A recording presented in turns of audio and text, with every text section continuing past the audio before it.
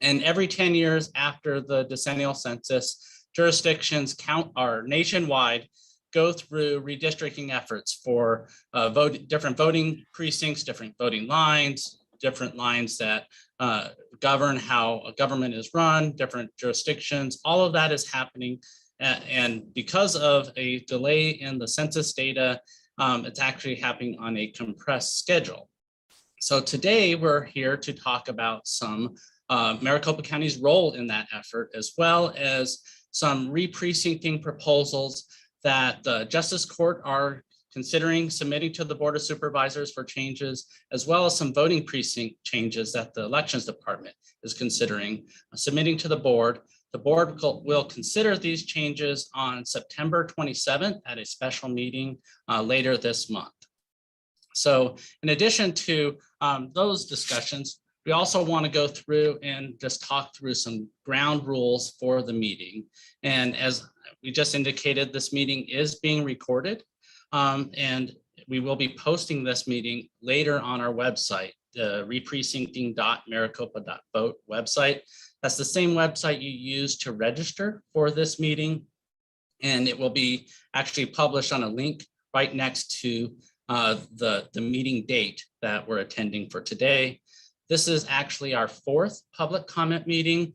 We've had 3 more prior to this.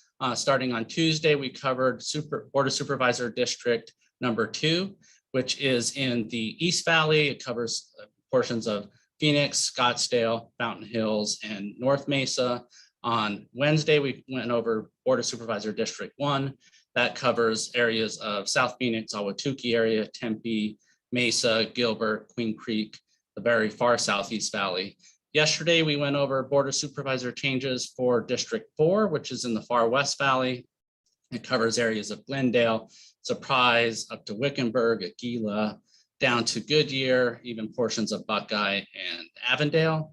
And then today, we're going to be discussing proposed changes for Board of Supervisor District 3, which is primarily in Phoenix. It does include the town of Paradise Valley, and then as well as all the way up to New River and by Anthem area as well. It's really the central corridor of the valley here in Maricopa County.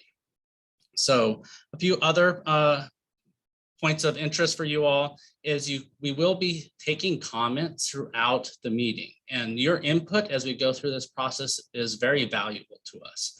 We have a wonderful team of GIS experts, statisticians that help us crunch numbers and identify areas for proposed changes. But you all are the ones that are in the community. And you can tell us how these proposed changes could impact you and your neighbors. So we do want that input. And we've already been receiving public input through our website, and we're incorporating that into our analysis. They may not be reflected in the exhibits that we have today, but they will potentially result in some changes that we recommend and propose to the Board of Supervisors. So as we progress through this meeting, you can use the Zoom chat feature.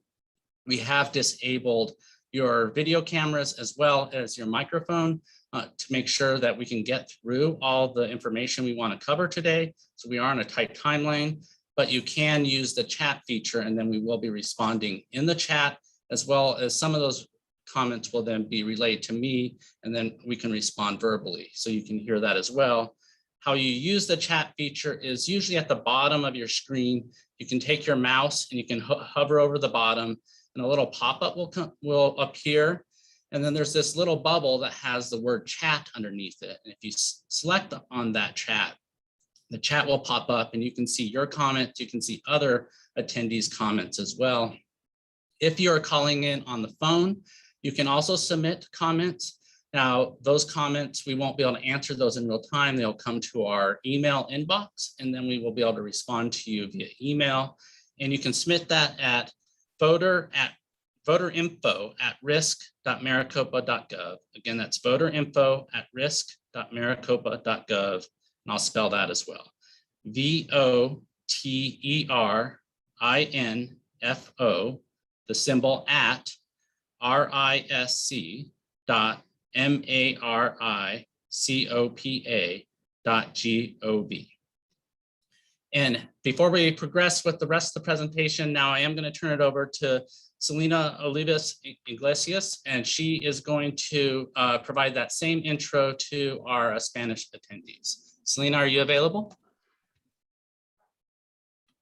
Hola y bienvenidos y muchísimas gracias por asistir a las reuniones públicas de redistribución del Condado Maricopa.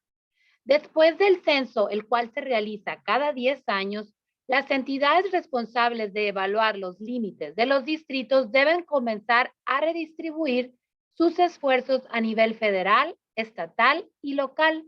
Hoy vamos a discutir el papel que desempeña el Condado Maricopa al rediseñar las líneas de los distritos y recintos y revisar a detalle los cambios que la Junta de Supervisores considerará para los recintos electorales y los recintos del Tribunal de Justicia.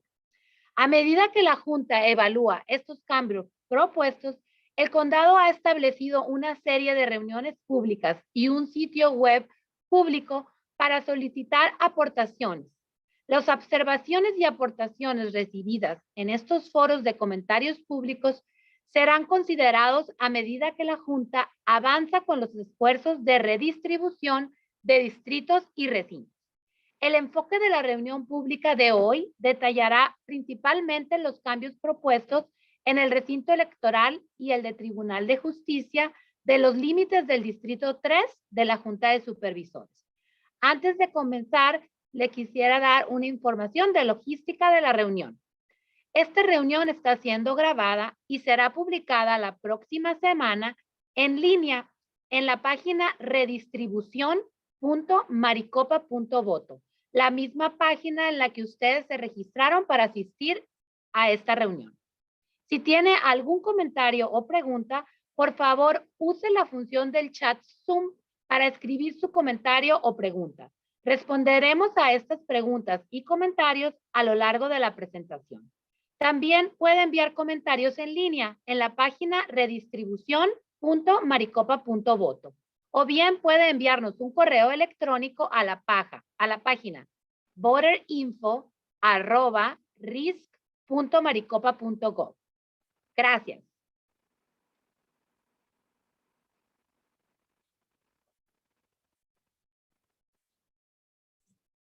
Scott, you're muted right now. Oh, sorry, thank you, Megan. So today our agenda will cover a brief welcome for our judges that will be going over the methodology that the Justice Courts precincts use to determine some proposed changes, as well as a few other attendees we have online today. We'll be discussing Maricopa County's role in redistricting, briefly talking about what is reprecincting. We'll be providing an overview of our website, where we have a lot of information about redistricting and the reprecincting process and how members of the public can provide input into that process. Then we'll go into detail of the Justice Court methodology and how they determine some proposed changes for the Justice Courts. Then we'll do that same analysis of the voting precinct methodology. And then we'll go into different exhibits that will highlight every different change that we will be recommending to the board for their consideration in every voting precinct within District 3. And then we'll go over the questions, and then we'll provide answers at the very end of the presentation. So with that, I do want to introduce our presiding judge, Judge Anna Huberman. Sorry about that. Judge Huberman is the Justice of the Peace in Country Meadows Precinct, where she has served since 2012, when the Board of Supervisors created the Country Meadows Justice Court. The Justices of the Peace in Maricopa County elected Judge Huberman to serve as the presiding judge of the peace, and her term is the leadership position that began July 1st, just a few months ago. Prior to her election to the bench, Judge Huberman served as a court interpreter with the Maricopa County Superior Court for 15 years. So Judge Huberman, do you have any opening comments that you want to make for us? All right, good evening. Thank you. Thank you, Scott, and thank you everyone for attending. I want to say that the process of looking into changes to our precincts began early this year. With the help of our staff and court administration, who helped evaluate the caseloads in each court and map the JPCs by voting precincts, we were able to propose solutions to even out the workload between neighboring courts as much as possible. A special thanks goes out to Recorder Richard's staff, who assisted us every step of the way. A lot of time and effort were put into this project by our then presiding judge, Keith Russell, and the court administrator, Jim Morrow. They worked closely with the presiding constable, Mike Brannon, and our operations team. Together, they came up with a plan, made regional presentations of their suggestions, had individual conversations with judges and constables, and ran and reran the numbers as other suggestions were proposed. By the time I was elected presider, most of the decisions and agreements were already in place. Myself and our new court administrator, Chris Reams, are extremely grateful for their dedication and hard work on this project. And with that, I think we'll turn it over to Judge Russell. Thank you. Thanks, Judge Huberman. I'll do a short, brief intro and read Judge Russell's bio. So Judge Keith Russell is the Justice of the Peace in the East Mesa Precinct, where he has served since 2013. The Justices of the Peace in Maricopa County elected Judge Russell to serve as the presiding Justice of the Peace in 2017 and again in 2019. He completed his term in that leadership position in June. Prior to taking the bench, Judge Russell served as the Maricopa County Assessor, having first been elected in 2004 and then re-elected in 2008 and 2012. So Judge Russell, do you have any opening remarks for us? Thank you, Scott. And I have a number of thank yous to say also. You know, this is a robust process. There are a lot of people who get an opportunity to have input. I want to single out Chairman Sellers and a special thank you for his support and willingness to work with us, with Recorder Richard and his staff for all of the work that they have done. I'm grateful and appreciative of the staff in the Justice Court. We've had a number of people who have, as Judge Huberman indicated, spent time and crunching and recrunching numbers, and they're still crunching numbers this week for me to help me with this presentation. So I also want to express my appreciation to the Justices of the Peace and the constables who have all come together and have been supportive, helped us make this a collaborative effort with the proposals that we're going to be talking about today. So thank you for this opportunity. And Scott, I'm sorry, let me say thank you to those who participate in today's meeting. We're appreciative of your interest in the process. Especially on a Friday afternoon. That shows a lot of interest in this process, and it's very important that we have this input and that you are participating. And we do have one other special guest with us this evening, and that is Miss Helen Purcell, Recorder Purcell. She served 7 terms as the Maricopa County Recorder in Arizona. She was first elected in 1988. Ms. Purcell is a member of the Republican Party and served until 2017. She was also the longest serving recorder in Maricopa County history. And given that tenure and that period of time, when Maricopa County was growing similarly, just as fast as we are growing at this point in time, she went through many of these redistricting efforts. So this really is old hat for her. So I just want to give her an opportunity to provide some opening remarks as well, maybe give us some advice as we go through this process. So Ms. Purcell, are you available to have a few opening remarks for us? Thank you, Scott. I appreciate the opportunity to say a few words. This is kind of the third redistricting I've been through in my career, starting in 2001, or maybe before that even. But you were right, Scott, when you said this is very important, that everybody gets involved. The people that sit in the recorder's office in the elections department can't see what's going on in all the areas. So it's important that the citizens and other elected officials help them in that process. And I'm just pleased to be here with you this evening. Thank you. Well, thank you, Recorder Purcell. Now we'll continue on with our presentation. I'm going to introduce Megan Gilbertson. She is the Communications Director for the Elections Department, and she's going to go over our website, our public-facing website, to provide an overview of the information that can be found on that website, and then also how you as members of the public can use the website to provide us public input into this process. Are you ready, Megan? Yes, thank you, Scott. We have created a website which voters can find at Reprecincting.Maricopa.Vote with info about both about voting precincts and justice court precincts. On this website, you'll be able to find the historic maps all the way back to 2006. So you are able to see the changes that happened over time as Maricopa County has grown. In addition, you can also view the proposed map, which we're going to go in detail in today for District 3. But this will show you all of the changes across the county. We'll have the methodology here, which shares about some of the changes and some of the reasons why Maricopa County is proposing these changes, as well as a place for you to provide your public comment and your precinct-specific comments. We will review all of these, as well as the conversations and comments that you have today, and make sure that the Board of Supervisors is aware of all of the comments that the public is making. In addition, we have the same tab here for justice court precincts, and you can see the historic maps over time, as well as the proposed changes for the justice court precincts, which the judges will review today in detail. It talks a little bit more about the methodology and provides an opportunity for the public to provide us those comments as well. The last tab here is on public meetings, and those public meetings is where you most likely have registered for this meeting today. But as Scott said at the top of the meeting, this is also where we're going to post the recording from today's meeting and all of the rest of the meetings throughout this week and next week, as well as the PowerPoint presentation that Scott's going to go through as well.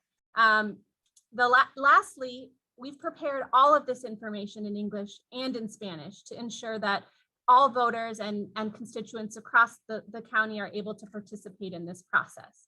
And with that, Scott, I'll give it back to you.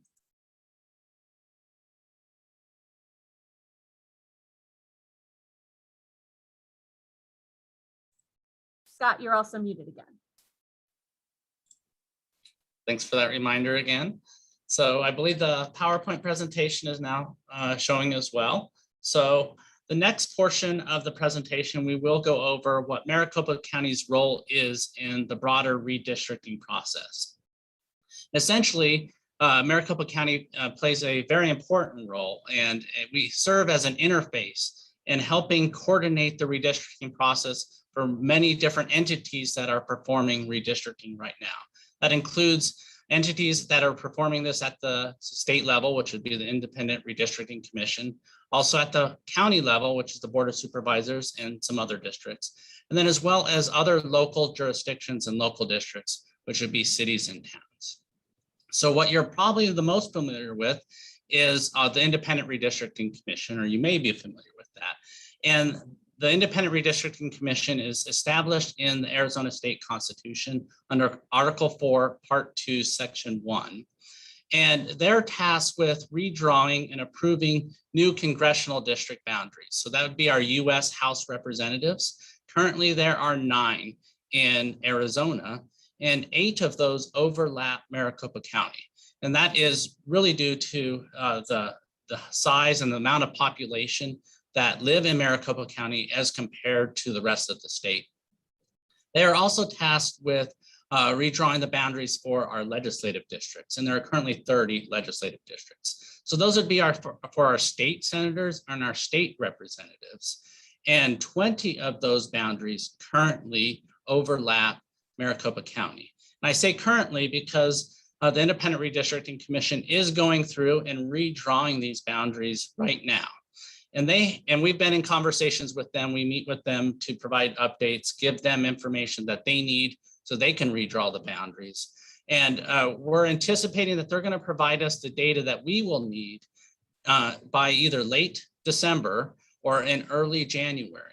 And then we will end up taking that data and putting it into our mapping systems, making sure that there's no inconsistencies with what other jurisdictions have provided us as we go through that process. And we may have to make some slight adjustments to some other boundaries and then we coordinate that with all the different levels, all the different entities. So it does take on quite an amount of work for our GIS team, our data analysis, and then us working as that interface between different entities.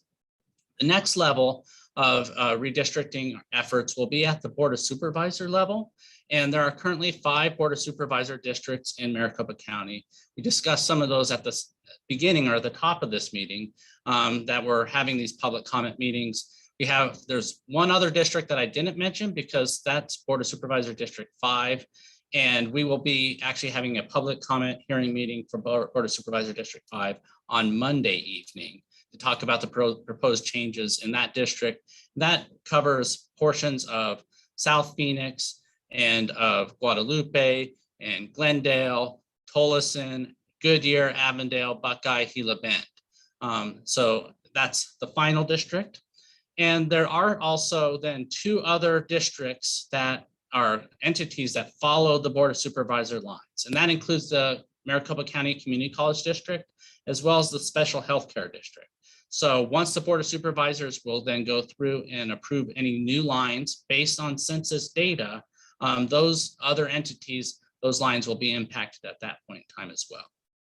So historically, the Board of Supervisors has been required to approve those new lines by December 1st of that odd year, or after so 2021, or after the census releases their Census Bureau data and the analysis. But because they did not release that on their typical timeframe, which would have been usually either January, February, or March of this calendar year, and it was released in late August, the legislature recognized that the Board of Supervisors would need more time. And this isn't unique to Maricopa County. This is for all 15 counties in Arizona.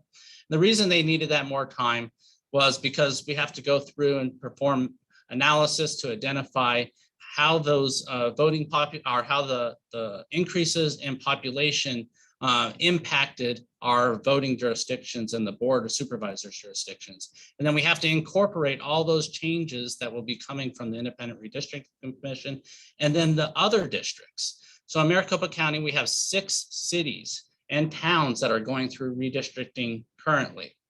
And those include the cities of Phoenix, cities of Mesa, Peoria, Surprise, Buckeye, I think I'm missing one there, Glendale. So all of those cities are currently going through their analysis right now, and we're anticipating them providing us their detailed maps for their different city council districts, either in late December or early January. And then we'll have to take that information, import that into our mapping systems, make sure that they align with anything that the Independent Redistricting Commission provides us. And then we also have 3 schools that will be going through this analysis as well. That's the Phoenix Union School District, as well as the EVIT, East Valley Institute of Technology, and the West Mex school districts that will be performing this analysis as well. And all of these lines will be affected as of January 2nd, 2022, except for any changes that we may have to make in that January, early February period to accommodate any of those districts that are providing us information in late January. And then the Board of Supervisor districts that will then get approved by July 1st, 2022, those will then go into effect January 2024.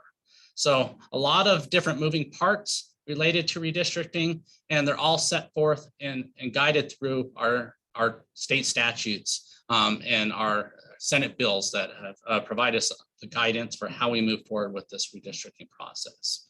So with that, I'm going to turn it over to Judge Huberman to discuss the Justice Court Precinct methodology that they use to identify proposed changes to the Justice Court precincts. Judge Huberman? All right, once again, thank you, Scott. Okay, so we have 26 justice courts in Maricopa County. 25 are full-time courts, and Ironwood Justice Court is our part-time court.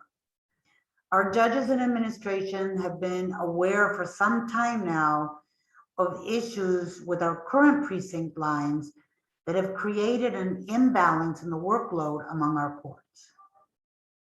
As you will hear in the recorder's portion this evening, the basis in determining voting precinct lines is population. But for justice court precincts, it's JPCs. So we should start by explaining what judicial productivity credits are. Justice courts hear 7 types of cases.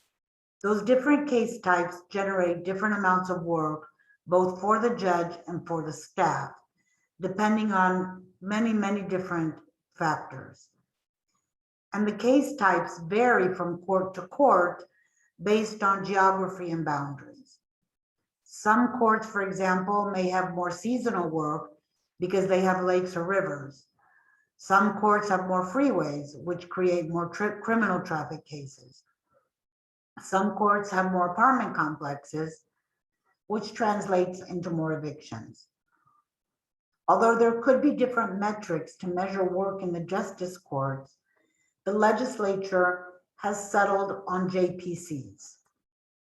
JPCs assign a value to each case type filed in each court. Those values are legislated in statute. ARS 22-125 is where you will find those values. This statute also provides that judicial salaries are determined by the total judicial productivity credits. But what interests us here today is subsection H, which establishes that a justice court precinct shall not exceed 1,200 JPCs. If it does, the County Board of Supervisors shall create sufficient courts, meaning they could add a new court, or redraw the justice court precinct boundaries. Our proposal today is to redraw the lines. Next slide. As you will see, the workload across the different courts in the county is very imbalanced. We have 2 courts that currently exceed the 1,200 JPCs described in the statute. Although constables are elected in the same precincts as the justice of the peace, the constable workload is not driven by JPCs and may be difficult to measure.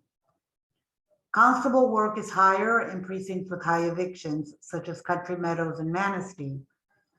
And among other things, constables serve orders of protections on defendants that reside in the constable's precinct, regardless of which judge issued the order. Next slide.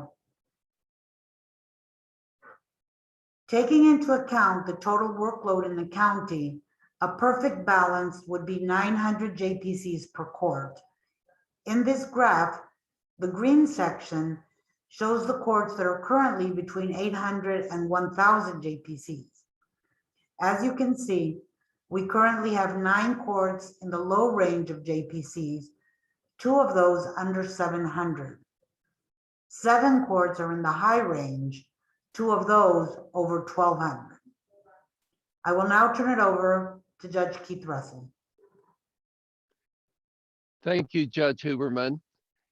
On your screen now, you're seeing a map of most of Maricopa County showing the 26 justice courts as well as the 5 Board of Supervisors district areas. Again, we're talking about District 3 located up in the middle of the map at the top end or the northern end of the map. You'll notice on the map that some of our courts encompass quite a large geographical area and other ones cover a much smaller geographical area. This size is a reflection of those judicial productivity credits that Judge Huberman was just talking about. The dotted lines with the brighter color areas reflect the proposed changes to our justice courts. And I'll give you some numbers as we walk our way through these proposed changes, but I will ask you to remember that these numbers are just estimates of the change in JPCs. They're based upon historical data, which we'll talk about in a little bit, but they're used to give us proportional measurements between the different courts as the areas change. We're going to start the process by giving you the conclusion on this map or showing you what's proposed. But when we get done, we'll talk about the process that we use to come up with these conclusions. In District 3, there are 8 different justice courts completely in District 3 or partly in District 3. These include the North Valley, the Desert Ridge, the McDowell Mountain, the Dreamy Draw, Moon Valley, Manistee, Encanto, and Arcadia Biltmore courts.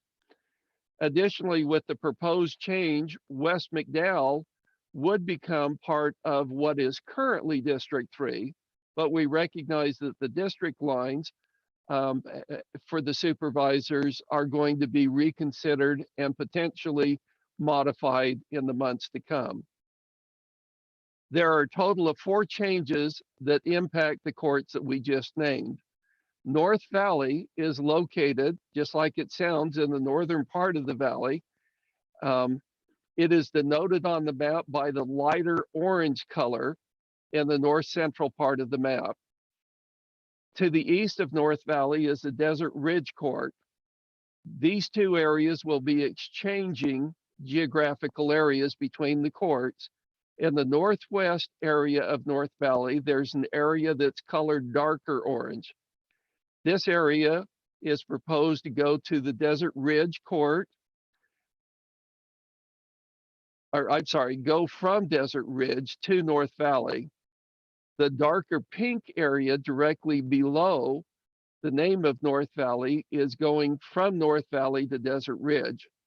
Additionally, North Valley is getting a small part of the Manistee Court located on its southern boundary and denoted as the smaller, darker orange areas. The net changes to North Valley are an additional 40, approximately an additional 40 JPCs, and the Desert Ridge change is approximately 10 to 15 JPCs as additional JPCs for that court. The change between, or the exchange of these areas between North Valley and Desert Ridge is also will help the citizens who live in those respective areas get better access to the courts that are located closest to them. The North Valley Court is located in the southern area, or located south and east of North Valley, and is denoted as the lighter green in color. Adjoining Moon Valley to the east is a Dreamy Draw Court, denoted by the purple color. There are 3 areas of North Valley on this boundary that are proposed to go to Dreamy Draw, and they are denoted by the darker purple areas. The net result of these changes is Moon Valley goes down approximately 55 JPCs. To the west and the south of Moon Valley is the Manistee Court. Most of Manistee is located in supervisory districts 4 and 5, but there is a part in District 3. It's denoted by the pink area. It has proposed changes in its northwest corner with the Arrowhead Court, that's denoted by the darker purple color, and in its southeast corner with the West McDowell Court, denoted by the darker light blue. And the last change to Manistee is the move on its northeast corner with North Valley that we just talked about. Again, that's the darker orange area. All of these moves are reflected on the map by the dotted lines and the darker colors of the 3 receiving courts. The Manistee Court is our second busiest court as far as JPCs go, and these changes will provide it with a reduction of approximately 240 JPCs. The last change for District 3 occurs technically outside of the current District 3, but it is a proposal for 2 courts which are located in District 3. The Arcadia Biltmore Court is located in the southeast part of District 3, as is McDowell Mountain. McDowell Mountain has the lowest JPCs of all of our full-time courts, and it is denoted as the blue area. Arcadia Biltmore is proposed to move the dark blue area to McDowell Mountain in McDowell's Mountain's southern corner. And McDowell Mountain is proposed to move the slightly darker green area directly north of the darker blue area to Arcadia Biltmore. There is another component of this change with the downtown court, which is completely outside of District 3, but it gives an area to Arcadia Biltmore. This is shown as the slightly darker green area on the west side of the darker blue area I was just talking about. The net change in JPCs to Arcadia Biltmore is a loss of approximately 15 JPCs. For McDowell Mountain, the change is an increase of approximately 160 JPCs. And for the downtown court, it's a loss of approximately 145 JPCs. We should note that the downtown court is currently at the upper end of the target range for this move.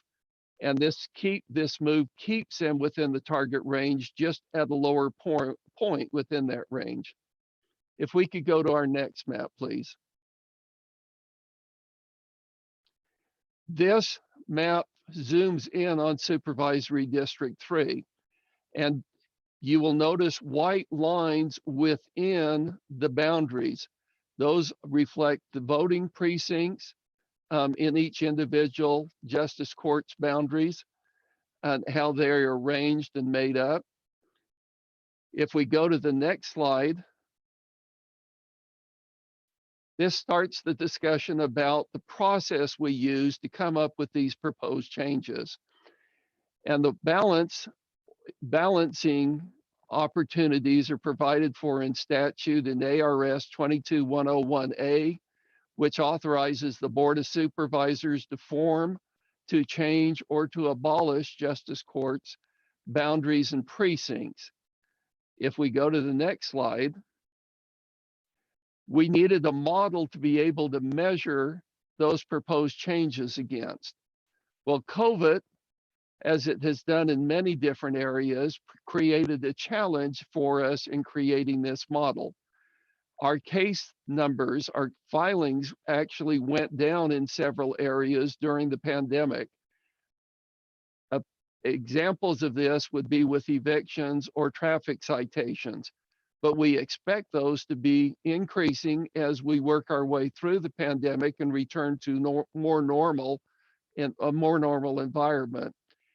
We were forced to go back and use calendar year 19 because it was the first full year that we had pre-pandemic, and those numbers are the ones that you're hearing about and being used to measure these changes. We recognize Maricopa County has grown since then, but proportionally it gives us a sense of what to expect with the proposed changes that we're suggesting. Let's go to our next slide, please.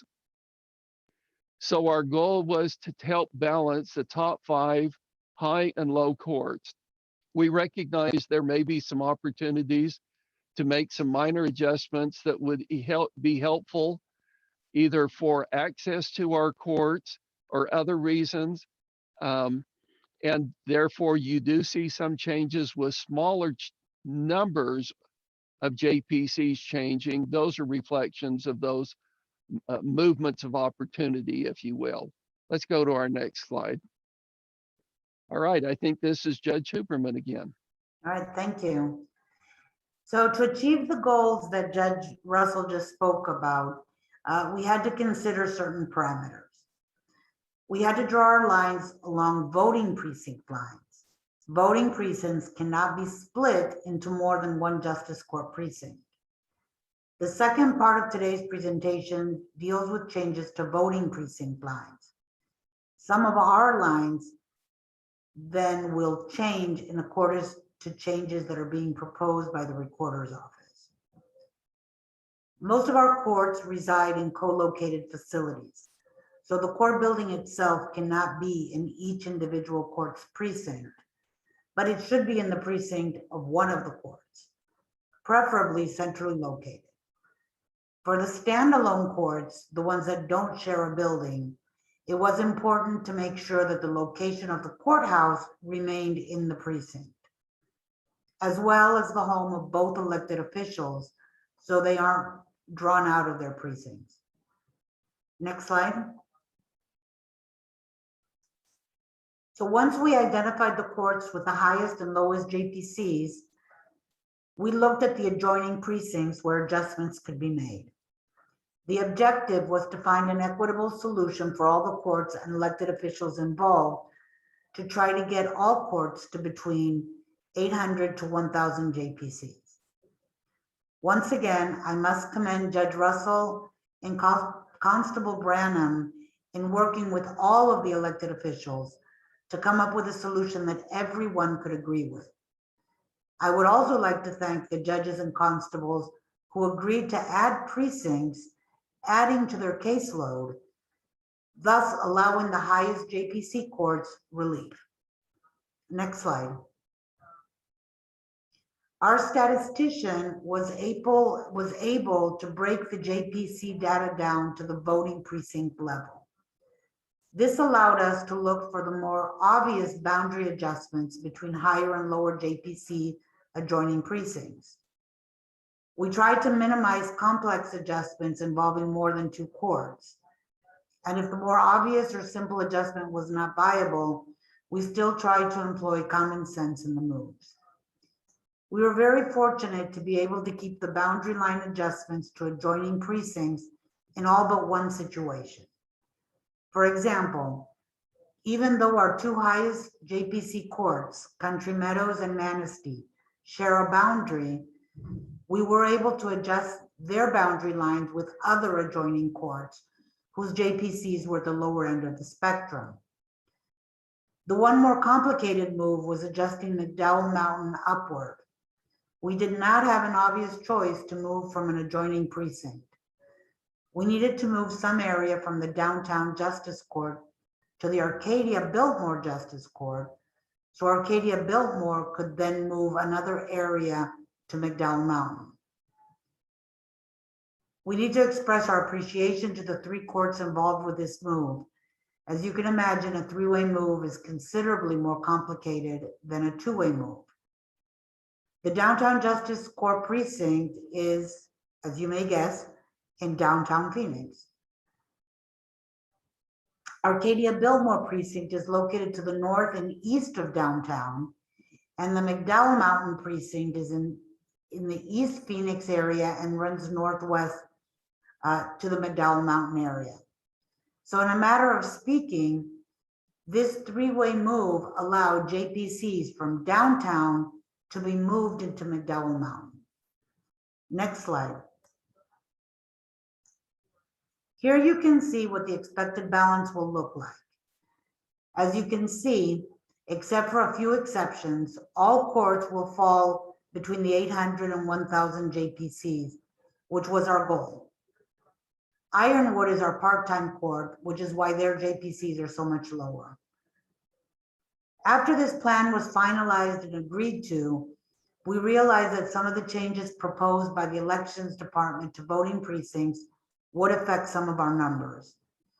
Most of the changes are minimal and shouldn't have a huge impact on any court, but the final numbers might end up being a little different from what you can see on this chart. And with that, unless we have any questions, I will turn it back to Scott Jarrett from the Election Department. Thank you, Judge Huberman. And Judge Russell, remind me again about, I think yesterday you had a stat about JPCs and how that relates to the number of court cases. And could you remind me what those numbers were again? Sure. It was very interesting. Our statistician was able to get that for us. And the 2 highest courts are Country Meadows and Manistee. They're being adjusted, Country Meadows downward by a little below 400 JPCs and Manistee a little bit below 300 JPCs, if my memory serves me correctly. But the net result of those JPCs over the course of a year for those 2 courts is estimated to be approximately 7,000 court cases, which is a substantial reduction in the workloads that these two courts have been having to carry above what our average court has been carrying throughout the county. Thank you, Judge. Yeah, it's in the JPCs, they sound small, but they represent a significant number of cases and individuals that are visiting your court. So it's just impressive to know what all goes into your work. Thank you. Megan, do we have any questions for the judges for the methodology that the justice courts are using for reprecincting? We have no questions at this time, but we did get a comment that said, thank you for your work on this. This is a very interesting process. That's great. Yeah, thank you. It is indeed. Okay, so for the next portion of the presentation, we will be going into detail about the strategies, some of the goals, priorities that we use for determining potential changes for voting precincts. And some may be asking, well, what is a voting precinct and why is it important? And voting precincts are established in statute ARS 16411. That's what guides the timeline for when the Board of Supervisors has to approve any changes, which is October 1st. And then those do go into effect, as I've said before, on January 2nd of the next year before a August primary or a November general election. Now, these are incredible important things for the elections department and how we build elections. They serve as the foundation and the building blocks to make sure that we can have a smooth election. So everything from our warehouse teams and our logistics folks who identify how we're going to be able to equip our voting locations with the right types of equipment, how we deliver delivery routes, we use these voting precincts in that analysis. We also use this to be able to target when we send out sample ballots and identify where voters will be voting at voting locations and identifying their closest location. The voting precincts assist us with that effort. They also help determine what is on an individual voter's ballot. Now, it's really the other voting or the other jurisdictions, the congressional districts, the legislative districts, the city and town districts, all of those things are what identify what should be on the ballot. But the precinct is what we use to then make sure that those right candidates, those right contests end up on that voter's correct ballot. And for example, in our August primary in 2020, the Maricopa County had over 15,000 ballot styles that we had to produce and prepare for voters. And then some of those ballots in the November general election, we had upwards of 10,000. And then when you count the Spanish style ballot, even more, and with 70 different contests. So the ballot building process is incredibly complex, but the precincts are what ensure us and help guide us to make sure that we have the right information on every voter's right ballot. And then also the political parties, members of the public, the media really use this information as they perform analysis, specifically the political parties. So as we get into an election cycle, we release information related to who's been sent out an early ballot, who's returned those early ballots. The political parties are provided with daily reports so they can work on get out the vote efforts and help those voters and remind those voters to return those ballots and that information. So they value the precincts, and the precinct committeemen within those precincts are really busy during that time frame. So they appreciate these precincts being up to date and manageable. And then finally, we use the precincts to report results. It's really the smallest district that we report results because Maricopa County is so large and we have so many different ballot styles. It does result in our official canvas, the full canvas, to be quite lengthy, over 10,000 pages. But that's because every single precinct we report results by. So if there's 70 contests on a ballot or within that precinct, all the results by that precinct would be reported. So very important for when we're reporting those results as well. So when we move forward with determining what we needed to do within this reprecincting effort for voting precincts, we really set out 4 priorities. One was to accommodate the precinct boundaries and the population growth. Maricopa County has is one of the fastest growing counties in the nation.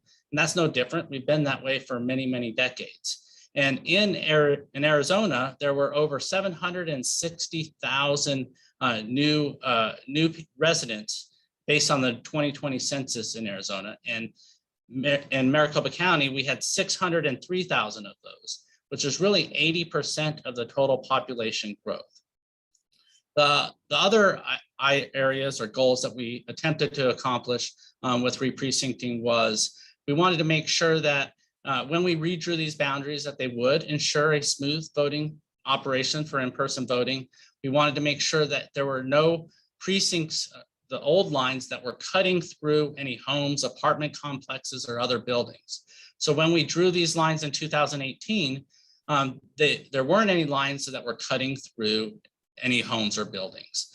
But since 2018, if a new home was built, or if a new building or apartment was built, that did result in some instances where that old boundary is cutting through that home. And that does create some voter confusion of what precinct that they're actually currently residing in. And then we wanted to make any adjustments to align voting precincts with any of the changes that the justice courts were proposing for consideration of the board's approval. So now voting precincts by the numbers. And as I mentioned on the last slide, we last updated these in 2018. Before that, it was 2012. And so for these changes here, we're considering 133 total changes. And those break down into the following three categories. There's currently 73 changes that are for voting precincts that have over 5,000 voters. And some of those precincts actually, because of the growth, when I show you the map here in a few slides, in the far West Valley and the far Southeast Valley, they had over 10,000 voters in those precincts. And we wanted to identify a way to get those down to under 5,000. Traditionally, that's what we found is a very manageable number for us when we're offering in-person voting options, as well as when we're creating our ballot styles. We also identified 16 instances where a precinct was cutting through a home or a building. The slide actually shows 32. So it does, even though there's 16, it results in 32 changes. So it'd be those neighboring precincts when one boundary line's cutting through, it results in two changes, one to the precinct on the right and one on the precinct on the left, or the north or the south. And then we also identified 40 different changes that we're making to align those voting precincts with the justice court changes. So if you add up 73, 32, and 40, that doesn't total 133, it actually totals 145. And it's because some of these changes were for multiple reasons. It might be due to both voter growth and for a precinct cutting through a home, or due to a precinct cutting through a home and to make an adjustment to align a precinct with a justice court precinct. So those would be included twice in those counts above. So this will result in us adding or proposing the board to add 86 additional voting precincts, increasing from 748 now in 2021, or for the 2022 year, that would be 834 total precincts. So before we get into the exhibits for each of the changes, here is the countywide map that you can find on our website. And this shows all the changes in green. The precincts that are in blue have no changes. And for the areas in the far West Valley and the far Southeast Valley, there are lots of green in those precincts, and that is where most of the growth or the population growth is occurring in Maricopa County. The vast majority of the changes within District 3 are related to aligning those precincts with justice court precincts. And I have a few stats. So for District 3, we're proposing 29 total changes, and 8 of those changes are due to a precinct cutting through a home. So that'd be 4 homes, 8 total changes. 20 are to align out of the 29, 20 are to align with a justice court precinct. And then there's 5 that are related to voter growth or population growth. So with that, I'm going to invite Gary Bellotta. He's our Director of GIS, or Geographic Information Systems. And then we're going to go through our exhibits for changes for District 3. going to pull up those exhibits.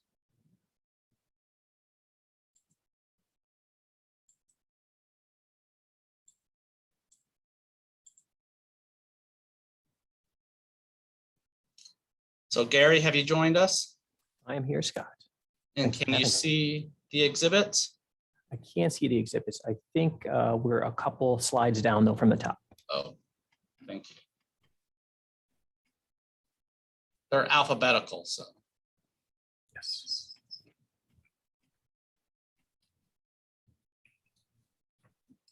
And as we go through each precinct, we'll be describing the methodology and the specific changes.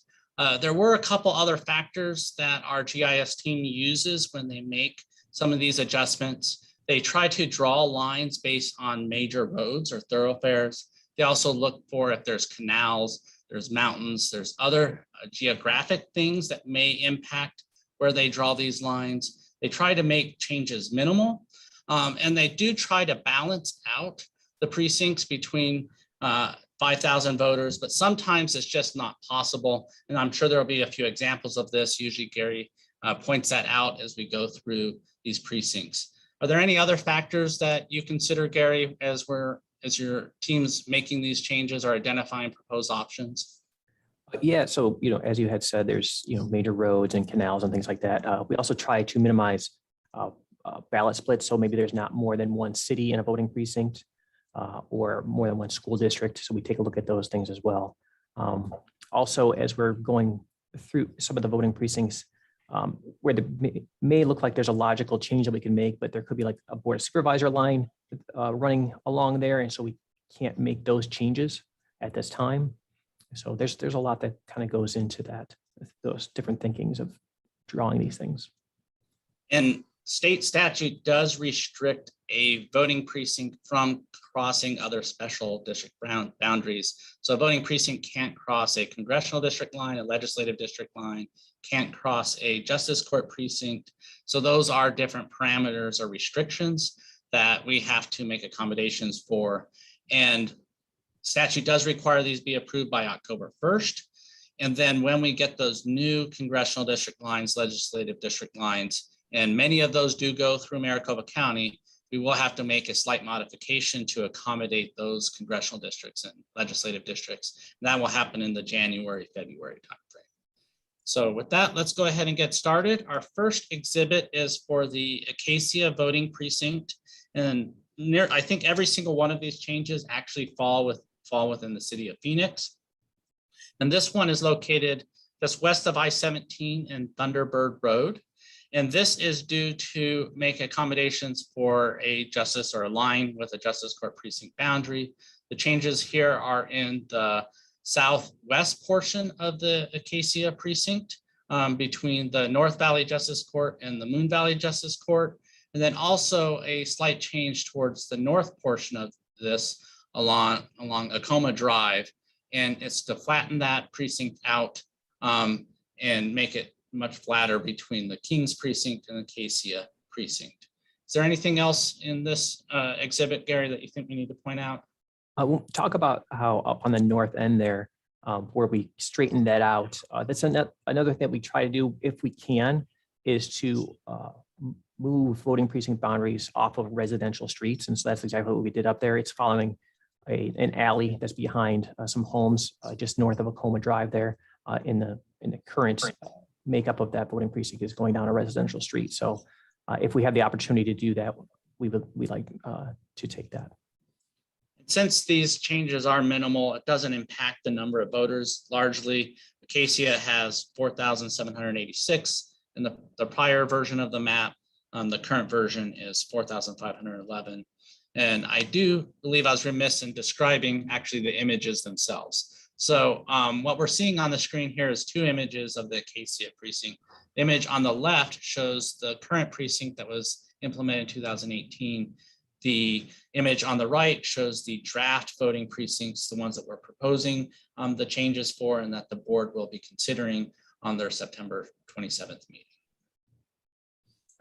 Okay, so I'm going to move on to the next exhibit. This is the Aviano voting precinct. And this is a scenario or situation where a voting precinct was cutting through some homes. So there will be another precinct later on, our exhibit that shows the inverse or the adjoining precinct that's going through the same change. So for the Aviano precinct, this is located at Deer Valley and just north of the State Route 51 and the Loop 101 interchange.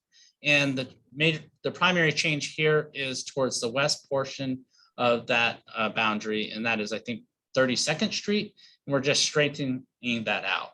So Gary, do you know how many homes were impacted here in this precinct? I believe there was maybe 15 to 20 homes that were impacted with that line going through them. And then when we tried to redraw that line, there wasn't any real logical place, a major street to draw on or a canal. And so we tried to go in between subdivisions as the logical separator for the new boundary, to not incur a lot of change, but to be able to solve where those homes were being split. So for the Aviano precinct, it currently has 4,742, which is below the 5,000. And then it will end up being right around 4,757. So not much change there. The next precinct that we'll be reviewing our exhibit is for the Black Canyon precinct. And this is located east of I-17 and on Peoria Avenue. And this is due to two different situations. One, to align a voting precinct with the Justice Court precinct, as well as to accommodate voter or population growth and increases in voter registration numbers. For the Black Canyon precinct, it currently has 6,939 total voters. And what we're doing here is, and the adjustments that we're making will then take this actually down to just over 5,000 total voters, 5,341. So the primary changes here for the Black Canyon precinct is, I think we're just moving up the Dreamy Draw Court precinct to, and this is down in the current version of it is down in the southern portion of the precinct, moving that up to align with the Peoria Avenue. So it moves the Moon Valley Court line up north, and in the same line that the Dreamy Draw Justice Court accomplishes. Are there any other changes here, Gary, that we should review?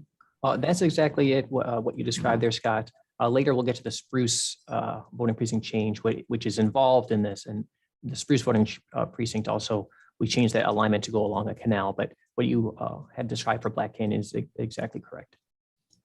Thank you, Gary. So the next precinct is the Canterbury Precinct or Canterbury Precinct. And Canterbury is located at 7th Street and Thunderbird. And this change is to align this precinct with a Justice Court precinct as well. And the primary change here, and Gary, I think it's just here towards the north portion by the Caro gave us drive here. That northeast or northwest portion of the precinct, we just continued that line up straight and took that right up to Coral Gables Drive rather than it coming further west. Are there any other changes going on here, Gary? That's all that's happening there. Yeah, we were able to straighten that out with the courts. And again, when it was going to the west, it was splitting a subdivision kind of oddly. And so going straight up along that one road really helped out there. And this takes Canterbury, it did have 2,957 total voters, and it takes it down to 2,865. So the next precinct is the Central High Precinct, and this is, as the name suggests, right in Central Phoenix. So it's along Indian School and Central. And the change here is, again, to make an accommodation to and align this precinct with a Justice Court precinct change. And it's really the primary change here is at the north portion of the Central High Precinct. And let me see if I remember this. Is this to align the precinct with a canal as well, Gary? That's correct. That's exactly right, Scott. So, and this results in it going from just 3,539 voters to just over 3,400 total voters. So not many voters impacted by this change. And any other comments or things that we should communicate about this change, Gary? No, I think you got it exactly right there, Scott, going along the canal. Sorry, you're usually the one that provides that level of detail, but No we've worries. gone Scott. over, we've gone over it enough. I'm starting to remember some of these. Yeah, no worries. So the next precinct or change is for the Chola precinct. And this and Chola is located just west of I-17 right here. And it's on also Peoria, so just north of Peoria. And this is also then to align the precinct with a justice court change. And this is really the old precinct was just following Cactus Road. And now it takes that line up to Sweetwater and then over to 35th Avenue. So it's adding that portion of this area into the Chola precinct. And that takes Chola from 4,247 voters to just over 5,000. So it's 5,260 total voters. Any other changes here, Gary? No, that was a very accurate description there. That's exactly what we're doing. So the next exhibit is the Coyote Basin precinct. And this is to make adjustments because the prior precinct, which was very straight here, and I believe we talked about this already with Aviano precinct, or Aviano precinct. And this is just the other side of that, where we've redrawn that boundary between subdivisions to prevent it from going through those homes. And for Coyote Basin, that takes it from 3,281 voters to 3,307. Anything else here, Gary? That's exactly right there, Scott, trying to get rid of those voting precincts that are splitting homes and making those modifications. Thank you, Gary. So the next precinct or exhibit is the Deer Valley precinct. And this precinct's located on 7th Avenue and Deer Valley, so in the north portion of the valley. And this is also, these changes are a result of the prior precinct or the current precinct cutting through some homes and making some accommodations to prevent that from happening. Gary, do you know how many homes were impacted here by this line? There were very few in that one. I believe it was only 2 or 3. But just to straighten that out, it was very helpful for us. So, and in both instances, as Gary says, very few voters impacted. We're at currently 3,258 voters. And then with the new numbers, which were actually run a couple weeks later, but 3,273. So not a big impact on voters for this change. So the next precinct that we'll be reviewing is the Desert Bell precinct. And this is located at 7th Street and Bell Avenue. And this is to accommodate also a change to the Justice Court precincts, the Desert Ridge Justice Court and the Dreamy Draw Justice Court. And we're really straightening the line there along Grover's Avenue. So you see that little hitch in the current precincts. We're eliminating that and straightening it out here. I'm not seeing any other changes. Is that the only one here, Gary? That's the only one, and there's actually no voters affected there. So yeah, just straighten that along Grover's Avenue there. Okay, thanks, Gary. So the next exhibit and precinct we'll be covering is the Dove Valley voting precinct. And this is another situation where the voting precinct is cutting through homes. So here on Dove Valley, and this is in, again, far north valley, Dove Valley Road and 19th Avenue. And here, not a lot of voters impacted. The current version of the precinct is 2,878. And then there's 2 additional voters now after this change. And how many houses? Is that just one house or a couple? Yeah, that was only one house there.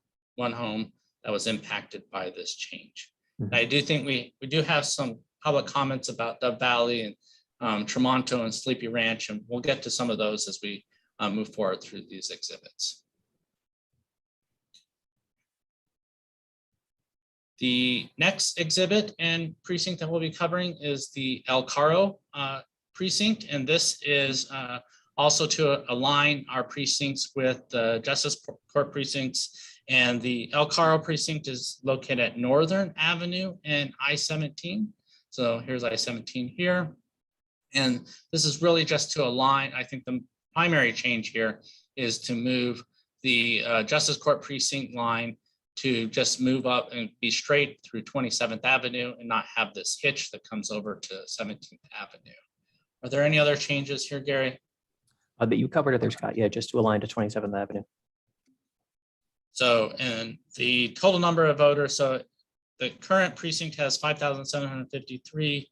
The new amount would be 5,907. So just a few others. This is a precinct that we do have over 5,000, but sometimes there's not a lot of room for growth that occurs are here in these precincts. So, we do want to minimize the number of changes that we do implement in any time we go through these re-precincting efforts. So if there's not a lot of room, sometimes then we do leave and we allow those precincts to get up over 5,000. Thank you, Scott, for explaining that. But you're exactly right. There's some times where there's no growth, it's a little bit over 5,000, and there's, the precincts in the surrounding areas around 5,000. So to not make unnecessary changes is what we try to do. So the next exhibit and precinct that we'll be reviewing is the Greenway Precinct. This is located at Thunderbird and just our west of State Route 51, which is here. And this is another situation where we have a precinct that was cutting through some homes here on the west portion of the Greenway Precinct. So we've just straightened it out to follow the 24th Street, which eventually comes to Acoma Drive, and 27th Street. So any other changes here? And do you recall how many homes might have been impacted? I believe there was only maybe 2 homes impacted there. We just ended up drawing that new boundary line through the top of the mountains right there. So we wouldn't be cutting any homes in the future. But I think, if you look at your voter totals, they're going to be a little bit different because as you had mentioned, there's the days we took those voter totals was about a week or 2 apart. So that was just, additional voters registering there. But yeah, only about 2 homes in that area that were affected. And then this will be on a future exhibit when we actually review the Vista Precinct. But the Greenway, it went from 3,824 to 3,841. So not many changes there. So the next precinct is the Harmon Precinct. This is located at Northern Avenue and 27th Avenue, just west of I-17. And this is to redraw or adjust the precinct to accommodate a Justice Court precinct change. And this primary change, I believe it's just this change to align it with 27th Avenue. And did we already cover this in another Justice Court precinct change? I think with El Caro earlier in a prior exhibit. Is that the only change here, Gary? Yeah, that's the only change, and you're correct. We took a look at it when we looked at the El Carro precinct. The next exhibit is for the Kings Precinct. And this is also to make an accommodation or align this precinct with the Justice Court precincts. And it's really to straighten. So we move here in the image on the left or the current precincts. We're just moving this this boundary over, and that maybe like a quarter of a mile to 35th Avenue. And then I think we also then straighten out the boundary in the southeast portion of the precinct to align with Acoma Drive. That's correct, Scott. When for Acacia, we covered it. I think that was our first voting precinct we covered to align to that alley just north of Acoma Drive, and then also on that west side to align to 35th Avenue with the Justice Precinct.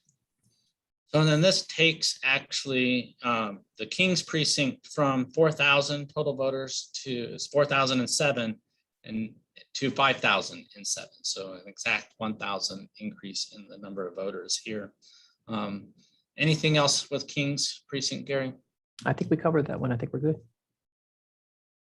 Next precinct is the Lola voting precinct, and this is at 7th Street and Union Hills.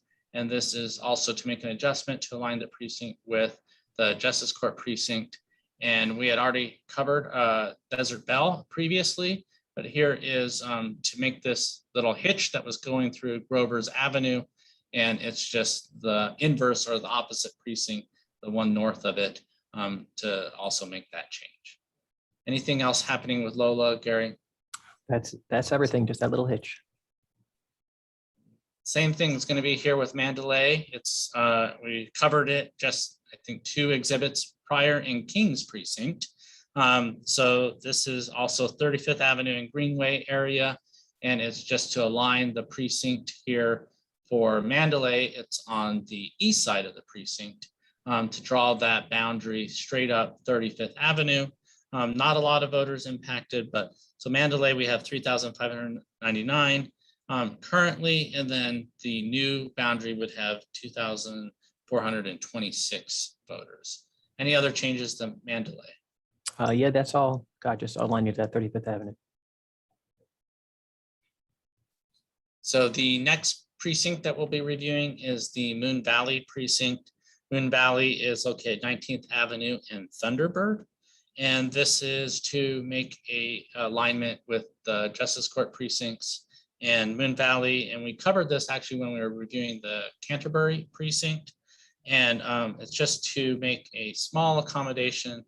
And I think it's just right up here towards the northeast portion of the voting precinct, and to take this line just slightly over and not have this hitch that comes over here. Is there anything else happening in Moon Valley? That's all, just that little hitch that we removed out of there and going straight up. I believe that's Central, or I'm sorry, 7th Avenue.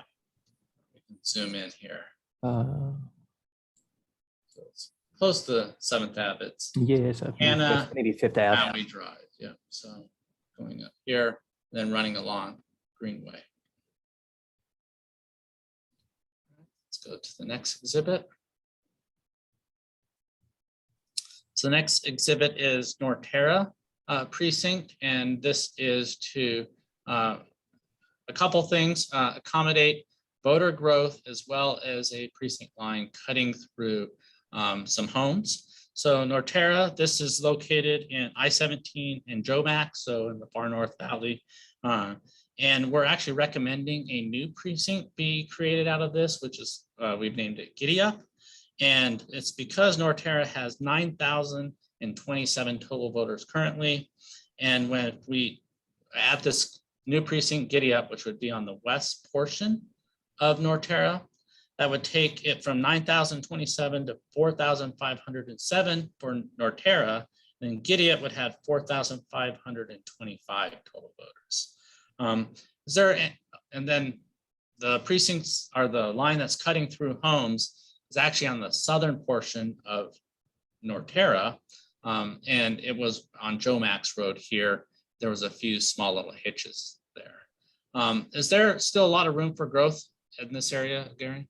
There's still a lot of room for growth in there, Scott. And so, maybe 4 or 6 years down the road, we will probably take another look at that to see if it needs to be some additional voting precincts created. Okay, thanks, Gary. So the next exhibit and precinct we'll be covering is the Rose Precinct. And this was to make an adjustment to align the precinct boundary with the Justice Court precincts. And really the change here is to take Cactus Road, and it was cutting up here and going up to Sweetwater Avenue, and to really move this just south the line, keep it straight at Cactus Road. So the Rose Precinct is located at Cactus and 43rd Avenue. It currently has 5,768 voters. This takes it to 4,473. So it also brings it down to fewer than 5,000. Any other changes here, Gary? Yeah, that's all on that one. It's just to align the Cactus Road there. So, and then because of this change, we will have a Wood Precinct change in a future exhibit. The next precinct that we'll be reviewing is the Salcito Precinct. And Salcito is located at Glendale and 7th Avenue. This is also to make an adjustment to align this precinct with a Justice Court boundary. We covered this we will cover it again when we get to the Wilder Precinct. It's really to straighten out that north portion of the precinct that runs along Glendale Avenue. If you look at the northwest portion, there's this hitch that comes down here, and we've straightened that out. Any other changes here, Gary? No, yeah, that's it. Just straighten out on Glendale Avenue. So I think very few voters are actually impacted here, because currently there's 1,420 and the new amount would be 4,019. So one change in one voter. Mhm. Yeah, and actually, I don't even know if there's, I think that may just be from a change in Salcito. I don't believe there's Okay. actually any homes in that little hitch. Okay. So that's just a different, when we ran this a couple weeks later, Yeah, yeah. voter moved out of this precinct. Mhm. So the next precinct is the Spruce Precinct that we'll be reviewing. And we did discuss this partially when we spoke about Black Canyon several exhibits ago. So the Spruce Precinct is due to aligning this precinct with Justice Court precincts. And this is located at 19th Avenue and Peoria. And the current version of it took the Spruce Precinct up to Peoria Avenue. And now it actually went only to Mountain View Avenue, sorry. And then the change is taking this up to Peoria, and then also aligning this precinct. And is this a canal, Gary, or? Yeah, that is a canal there, Scott. Okay. Any other changes? That's all. Yeah, just line to the canal and bring it up to Peoria Avenue there. So for the Spruce Precinct, it has 1,322 voters, and this change actually brings it up to 2,393. So still well below the 5,000. Okay, the next precinct, and all of these are right next to each other. We're going to go through Spruce, Sunny High, and Sunny Slope, and you can see them actually really well here in the image on the left. And all of these pretty much are related to them cutting through or aligning these with a Justice Court precinct boundary. So the Sunny High located at Dunlap and 7th Avenue. And this is again to align that Sunny High along, I think that's this canal here that continues through this area. Any other changes? I know we're not on the image on the left. It's going over here to 7th Street, and we've removed that because we align it with this canal. Anything else? Yeah, that's all. Got just align that to the canal. So Sunny High was at 4,824 total voters, and now it goes to 5,080 total voters. And then Sunny Slope, which is the last one of these precincts in this area. Sunny Slope is also Dunlap and 7th Avenue where this change is occurring. It is going from 2,034 total voters to 2,323. And you can see here, it was Sunny Slope went to this Dunlap Avenue, just flattened out here. And now we're just making this change to align it with this canal. I'm not seeing any other changes. And we take it a And we little bit took in further. that, right, and then we took in that portion of Sunny Slope or Sunny High into Sunny Slope. East of the canal there, yeah. And that's what adds those additional 300 voters to this area or to this precinct. Okay, the next exhibit is the Tatum Precinct, and this is also in the North Valley. It's actually right where next to Desert Ridge. If you are familiar with where Desert Ridge is, which is 56th Street and the Loop 101. And we're actually making changes here due to population growth and the number of registered voters. Tatum currently has 9,609 total voters. And we're actually going to create a new precinct, which would be the Pillar Precinct, which is down south. And we're going to create this south of 101. And then the Tatum would then be north of 101. And then this would take this to 3,356 total voters. And then I did want to mention also, Scott, that it's also the Copper voting precinct. We're actually creating two voting precincts here. There's the Okay. Copper voting precinct, which is south. There's a canal that runs through there. So the Copper voting precinct is south of the canal, and then the Pillar is between the canal and the 101. And there's still a lot of room for growth out there. So even though we've taken Tatum down to 3,356, at some point in the future, we might have to split this up even further potentially. Yes, definitely. So the next precinct is the Tremonto Precinct, and this is in the North Valley. And we have had quite a few comments about what we're doing here with Tremonto, Dove Valley, Sleepy Ranch. And we're taking that input and we're doing some analysis here to see if we can make any of those accommodations. So we'll be performing that analysis over the next week. And then we'll be reaching back to those folks that have made those public comments. We'll be talking with the board members about what are some proposed options here. And so we'll be getting back to you at a future time related to this. But so this current map here for Tremonto, and this is due to two situations. One is that the precinct is cutting through homes. So Tremonto used to cover this whole area here along Carefree Highway. And was this due to a congressional district as well, Gary? Yeah, there's a congressional district line that cuts through there, and that's why it is shaped out the way it is. And we anticipate that this congressional, because there's been so much tremendous growth in Arizona as a whole, there wasn't an added congressional district through the apportionment of when they were handing out or distributing congressional districts throughout the country. So we're still left in Arizona with 9. But because Maricopa County has had 80% of the total population growth, it's very likely that these congressional districts will change quite a bit or significantly. So we don't believe that this congressional district line will exist in the new version of it. So that does give some opportunity to make some adjustments for this precinct. So there is some homes here that are, this is in the Dove Valley. We already reviewed that several different exhibits ago. I think you said it was one home, is that right? I think it's just one, yeah. So what we're proposing in this exhibit, which could change, is to have Tremonto be towards the north portion of that precinct. That would then take Tremonto from 7,362 to under 5,000, be 4,145, and Sleepy Ranch would be 3,233. So anything else here, Gary? That covers it, Scott. Very good explanation there. So the next precinct that we'll be covering is the Vista Precinct. And I mentioned it several exhibits back when we were talking about Greenway.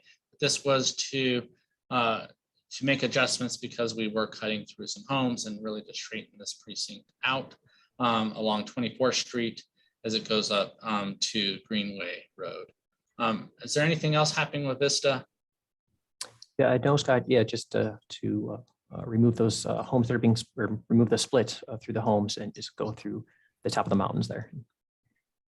So when we are approaching our hour-and-a-half mark, and we only have 3 more precincts, so it'll just be a few more minutes. So we are now reviewing Wilder Precinct. This is also, we're making these changes to accommodate and realign some precincts with some changes that the justice courts are making. And this is at Northern and 7th Avenue where this precinct is. And, let me see, I'm not sure. I remember where the changes are. Oh, is it just this little hitch down here in the southwest portion of Wilder? Yeah, Scott, just that little hitch down there. So it's just to align that with Glendale Avenue. So very few voters here impacted at all. Next precinct is the Wood Precinct. And we went over Wood when we were looking at Rose a few exhibits back. Rose is this portion down here. Wood is in the central portion of the image. And this is really to bring and align this precinct with the Justice Court precinct changes. And so we're dropping the current precinct line from Sweetwater and straightening it out to follow Cactus. It makes a nice square precinct.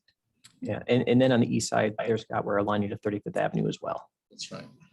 Oh yeah, this portion here, moving the precinct here. So yeah, very nice square.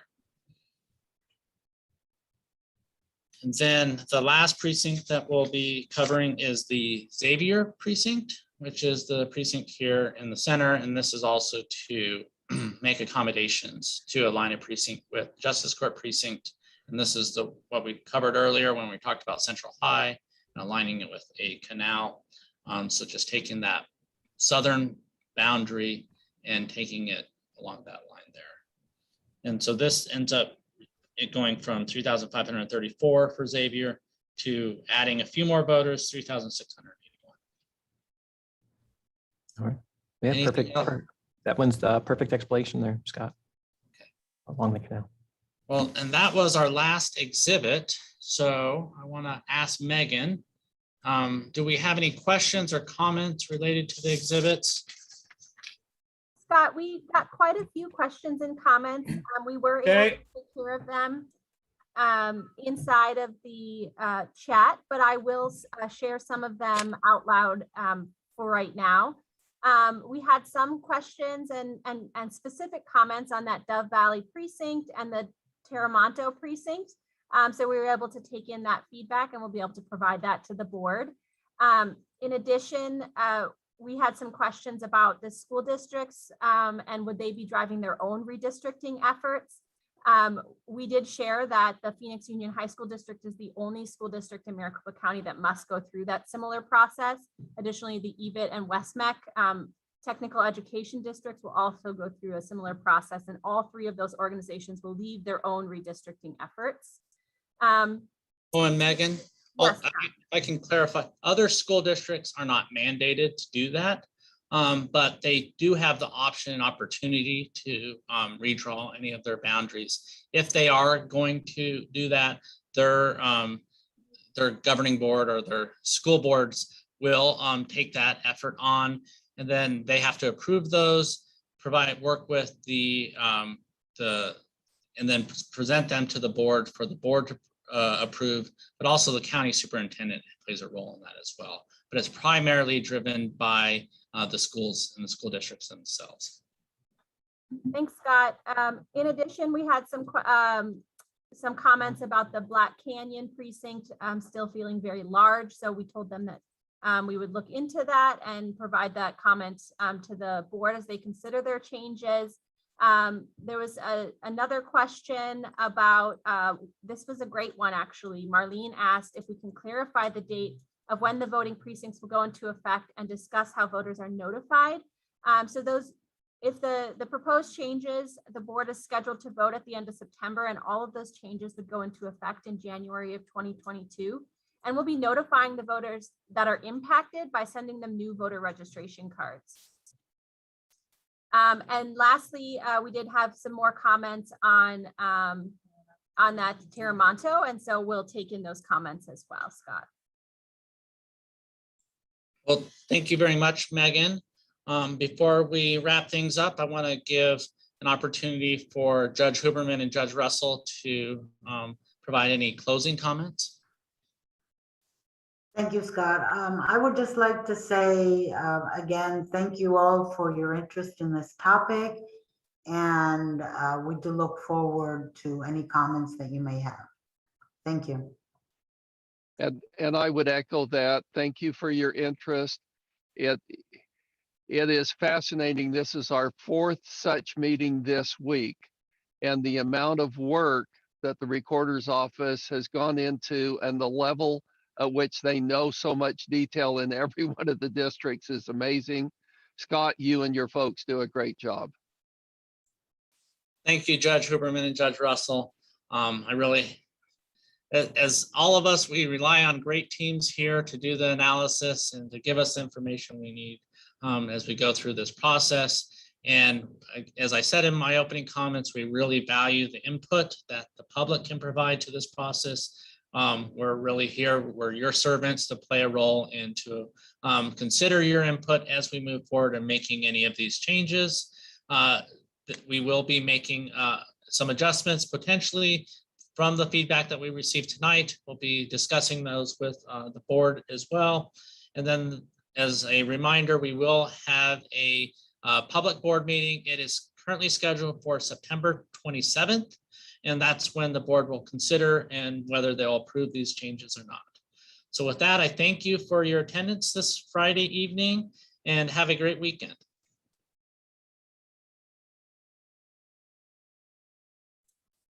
Thank you, Scott. Thank you, everyone.